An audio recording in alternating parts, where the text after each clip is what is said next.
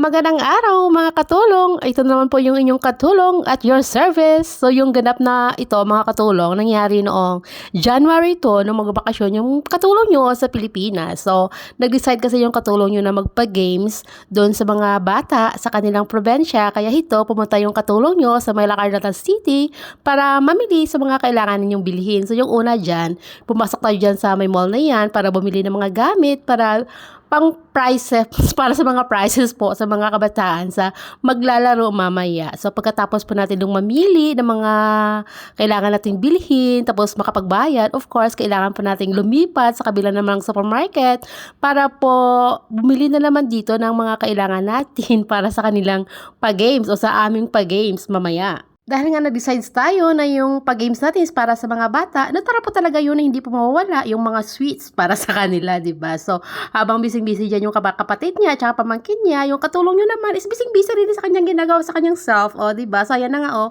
bumili pa dyan tayo ng mga soft drinks, tapos mga biscuits, kasi nga, hindi lang naman kailangan na palaro lang, kailangan meron din tayong pamimigay sa kanila na free pag merienda, o diba?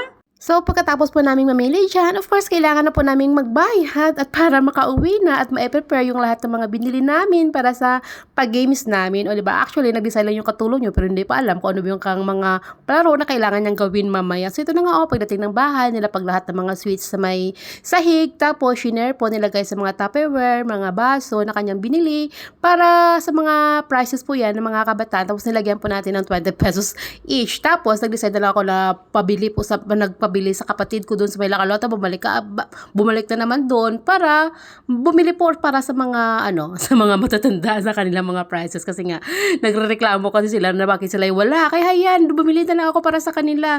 And then pagkatapos ito na nag-start na yung mga pag-games diyan, pero dahil nga wala lang yung kapatid ko lang naman diyan nung papag-games sa mga bata, so yun lang yung alam na mga gawin ng mga kapatid ko diyan kasi nga simple, di ba? Tapos parang umulan pa nga diyan kaya pumasok kami diyan sa may sa may chapel dun sa amin. Maliit lang yung chapel na yan, pero as in talaga, tingnan nyo diba, sayang-saya talaga ng mga kabataan dyan. Pagkatapos ng mga ganong dalawang games lang yata, kasi nga umulan naman, diba?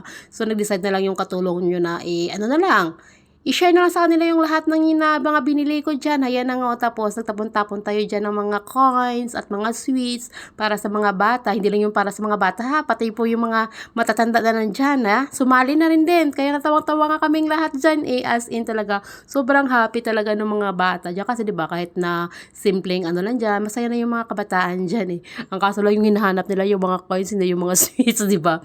So pagkatapos, ito na nga, pagkatapos ng agawan, ito na, nagbigay na po tayo ng free pang merienda sa kanila. So, lahat po dyan, hindi lang po yan pa talaga para sa mga bata. Kahit sino pa yung nandyan yan is talagang binigyan po nating lahat. So, lahat po is panalo, di ba? So, dahil nga hindi na nga tayo nakapagpalaro para sa mga matatanda, ibinigay ko na lang sa kanila yung mga binili ko para ma-share po. Alangan namang dadalhin ko pa yun pa uwi, di ba? So, ayan na, since binili ko naman yung para sa kanila, kaya binigay ko na lang lahat. Kaya, di ba, talagang happy talaga yung katulong nyo dyan.